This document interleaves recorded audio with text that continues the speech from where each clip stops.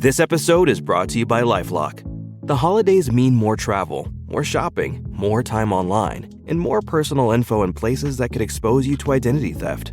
That's why LifeLock monitors millions of data points every second. If your identity is stolen, their US-based restoration specialist will fix it, guaranteed or your money back. Get more holiday fun and less holiday worry with LifeLock. Save up to 40% your first year. Visit LifeLock.com/podcast. Terms apply. I've been so looking forward to this. I'm going to start calling him America's Doctor. Peter Michalos, America's Doctor, is here with us. And, you know, every time you appear on this program, I get people that tell me that they take notes, they go back and listen because you always give so much information that's so valuable. So we're so happy to have you back, Dr. Michalos. How are you? I'm doing great, and it's an honor to be on the show that I call Medicine for the Mind. And you really help a lot of people with compassion and good humor, and you try to present people with the facts and cut through the BS, and you always cite the references and the sources. So you have a very important function, and I call you Medicine for the Mind show. Wow. Thank you so much. Okay, a lot to unpack with you. Robert F. Kennedy Jr., you know, the appointment has raised a lot of controversy. Some of the things he's talking about. I want to talk about two things. I want to talk about these nominations. He's saying we're in a health crisis. We have to change the way that food producers produce food, especially ultra-processed foods with harmful ingredients in them. He is, as you heard probably previous caller, people say he's anti-vax. Let's talk about the vaccinations. But then, as we start this new process, we have now a new quote, a COVID contrarian supposedly appointed to the FDA. We've had another appointment to the CDC. The second thing, what does America need to do to straighten out its healthcare system? You have something that is called fair care, or an idea about fair care. I want to know about that. But let's start with Kennedy and are we in a health crisis in this country?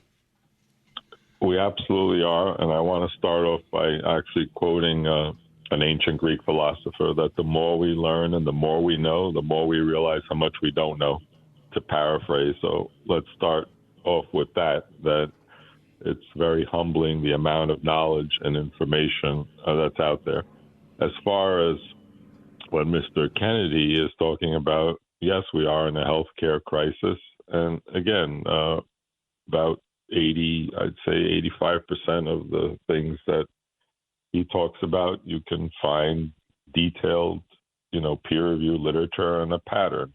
Yes, before we introduced all these sugars and high fructose corn syrup in the American diet and artificial sweeteners and cereals with all these chemicals and red dye number 40 and red dye number 2, people were healthier.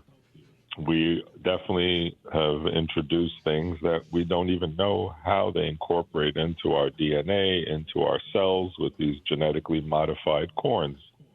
All these, for example, farm fish that you eat, fish don't normally eat corn. They feed them genetically modified corn. Guess what happens to a lot of these farm fish? They produce more of the bad omega-3s called omega-6s versus the good, healthy, heart-healthy omega-3s. So starting off with the basic things, food is our fuel.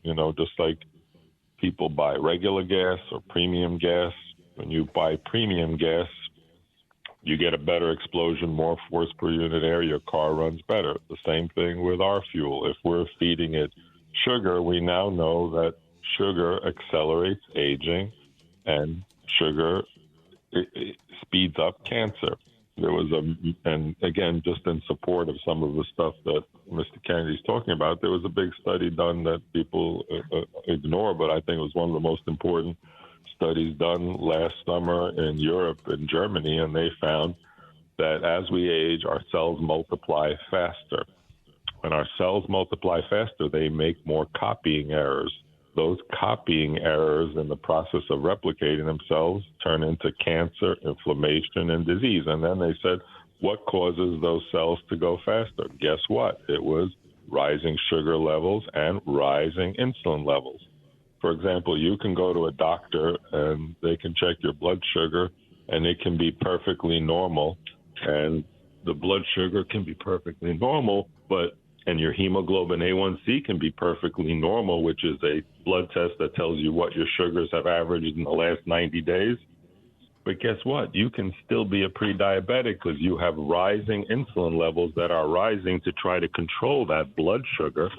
And then but most people don't check that. And that's another problem that we have in this country is the rising obesity, because when you have all this extra sugar, guess where it goes? In our midsection in our refrigerator. And we now know that visceral fat, the fat that goes around our organs, that acts like a second organ in our body that makes all these bad hormones, and it affects our health. And it's documented that increases cancer, inflammation, and disease. And Mr. Kennedy is saying, look at our kids. Our kids are, overweight. You see the advertisement on TV. I grew up with an advertising telling me about certain breads that were these white processed breads that as soon as they get into your mouth, they turn into sugar. I did an experiment on myself where I put one of these patch glucose monitors on. And after you have a piece of white bread, your blood sugar goes wild. Or you eat white rice, it goes very high. Or if I ate grapes, it went super high. But if I ate, for example, sourdough bread, which has a lower glycemic index, it wouldn't go as high. So in the school lunchrooms, I think addressing that will be very important if we can get into the root cause of diseases, because if we slow the aging process down and we put healthier things into our body and those young kids are healthier, guess what? They're going to grow up with better habits and they're going to be healthier humans. And if we can slow aging down, we slow diseases down, because if you can slow aging down through better diet, food, exercise, sleep hygiene, we'll have less disease and we're going to save our system trillions of dollars, because our healthcare model right now currently is about treating diseases, and we don't reward, prevention. For example, if we had in our insurance system things like you'd pay, for example, 20% more if you were a smoker, that might incentivize people to quit smoking. If you rewarded people, if it wasn't because of hormones or thyroid disease, if you lost like 10 pounds a year and your doctor documented, you get 1% off of your, health insurance plan for every pound you lose, and you get like 10% off, up to 20%. So imagine incentivizing Americans, each of us, to lose 20 pounds. Guess what? Our blood sugar gets better. Our blood pressure gets better. Lower blood pressure, guess what? Less Alzheimer's disease. It's documented when blood pressure goes up, the vessels in our brain get narrower, and that increases your risk of Alzheimer's. Do you know how much we pay as a country? Trillions of dollars for all this health care. We have, post-COVID, we have record number, millions of people who've applied for disability, because we've now shown, and it's published data just from like 2 weeks ago, that if you get COVID a certain number of times, it affects your brain. It actually lowers your IQ. And we have all these people applying for disability with brain fog. That's not a good thing for our country. It's not good for our long-term health. So all these other things like processed foods. What is a processed food? Why do they process food? Because when you live in cities, you can't get farm-to-table fresh food. So you need to preserve that food so it lasts longer. But those preservatives, what do? They kill bacteria so the food lasts longer. The problem is when those preservatives get in our intestinal tract, those preservatives kill some of the good bacteria. And we now know that 80% of our immune system is in our gut. And that's a really big deal. And I think that's why Mr. Kennedy's proposal to work on the American diet and get into our school lunchrooms and start making recommendations that kids eat healthier. And I think parents will be happier too. When you give kids all these sugars, guess what? It affects their behavior too. They get hyper, they're running around. Because when we evolved, we didn't have this, big burst of sugar. We had foods from nature, and our body slowly processed them. You slowly build up the fuel and the sugar level. When you eat pure sugar, your body has nowhere to put it. So it goes and gets stored right in the midsection and fat, and increases our risk of obesity and all the other associated health issues. So I think that we're on the right track. And again, listen, nobody's perfect, but what we're seeing now is a major disruption. We're going to, there's going to be a big shakeup and say, hey, let's wake up. Look at our longevity. Men are living to only 74.2 years. Men in Portugal live to 80 years, and men in Japan can live 82 to 84 years. And I think the number one in the world is Macau. You have areas of the blue zones like Icaria, Greece, and the men are, walking up and down hills and in their 80s, and they're not disabled and don't have all these cognitive decline diseases that are associated long-term with, bad food, like, simple things like avocados, extra virgin olive oils. Those things are known and documented now that they contain something called oleic acid, and they increase longevity. They activate these sirtuin longevity genes. There's little simple things that we can add into our diet. And they studied French fries in the European Union and our French fries, and our French fries here had a bunch of different chemicals, including one formaldehyde-like compounds to help them last longer.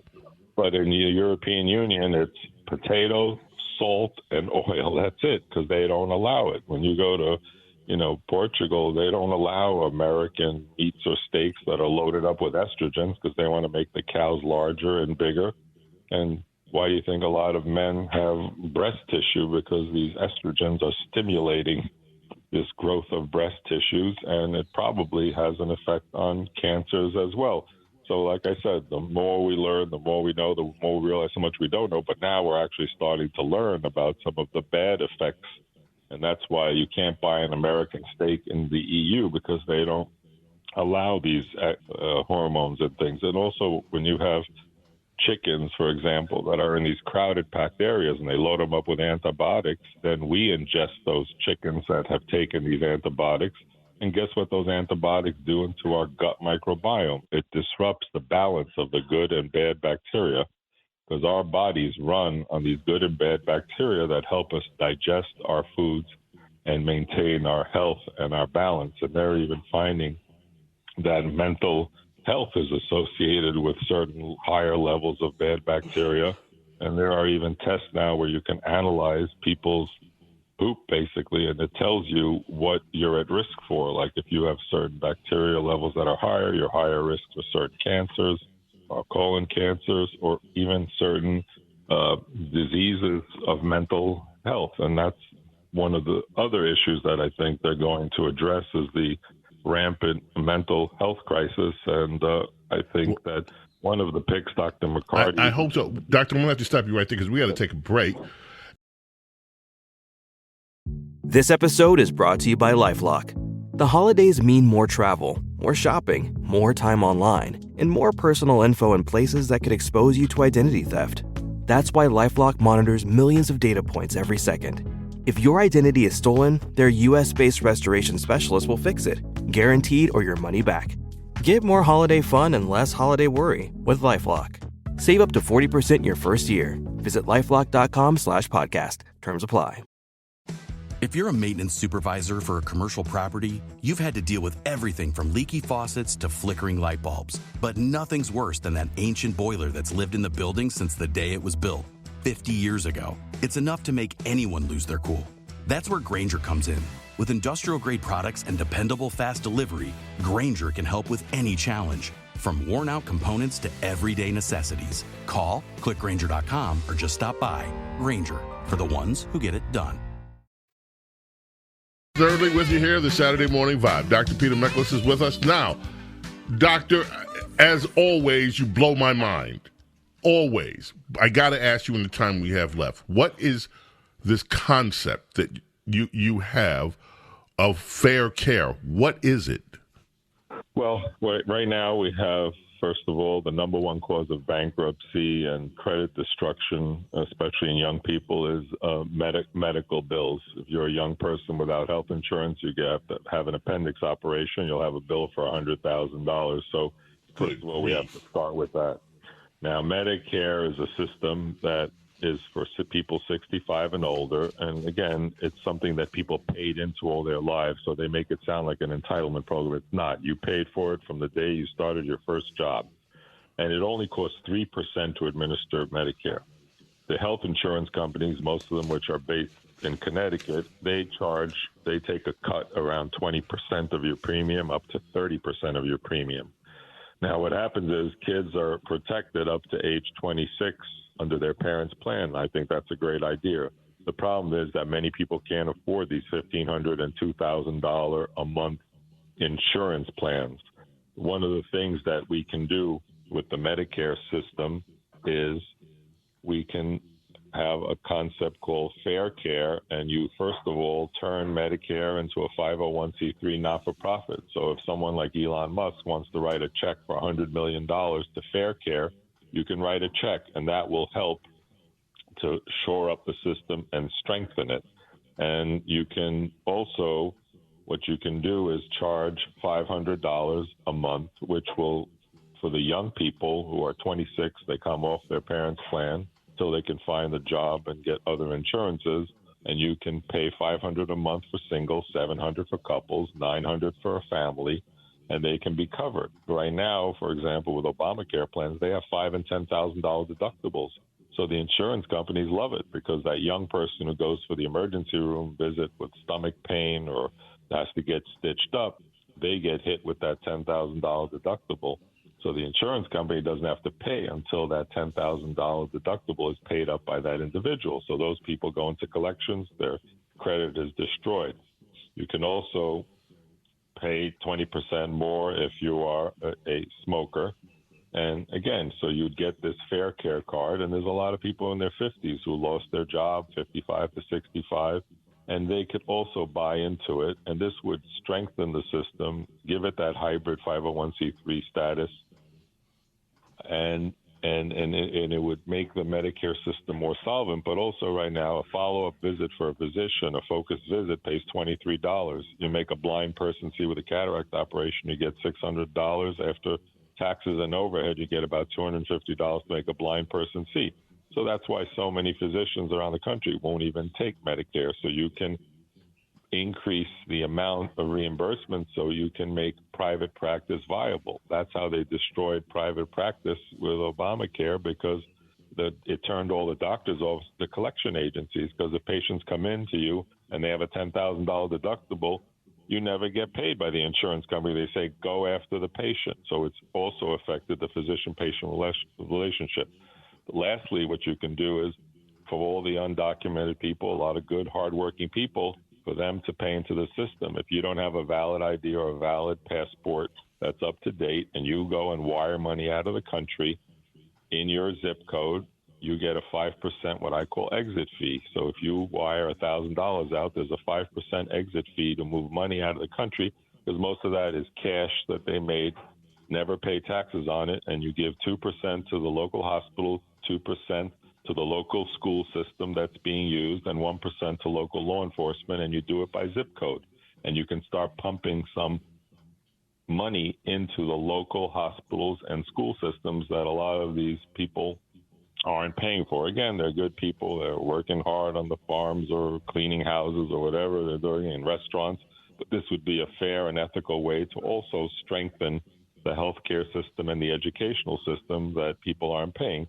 Because the biggest money laundering operation in this country is the federal post office and the wiring services, because you can move money out of the country. The only country that accepts domestic U.S. postal money orders is Mexico. And every morning I see the line of people with a wad of cash, no questions asked, make the money order, and just mail it out of the country. So it would be nice to collect some of that money and put it back into the healthcare system, because what we see is in the emergency rooms, people are coming in and they've learned the game. They put address homeless, and they use the healthcare system, but nobody's helping to pay that. And the taxpayers, that's why all the border hospitals, many of them have closed, delivering babies because they've gone out of business because nobody is getting paid. So fair care is a way that we can allow younger people to buy into the existing Medicare system, and it would only cost 3% to administer as it does now. The system already exists there, and basically you're spreading the risk to younger people who aren't going to be using the healthcare system as much. And wow. That's the summary of some ideas for healthcare, and thank you for always getting the truth out on the Bo Show and being medicine for the mind to millions of Americans. Thank you, Dr. Michael. We're so looking forward to you. I can't wait to have you back. I want to find out more about fair care, but we got to go. Coming up, ladies and gentlemen, thank you so much, Doctor. That's America's Doctor, Dr. Peter Michalos. And man, he is a wealth of information. Just love him. The changing of seasons can affect how you feel. 1 in 5 people experience some form of depression, no matter the time of year. At the American Psychiatric Association Foundation, our vision is to build a mentally healthy nation for all. Visit mentallyhealthynation.org to learn more.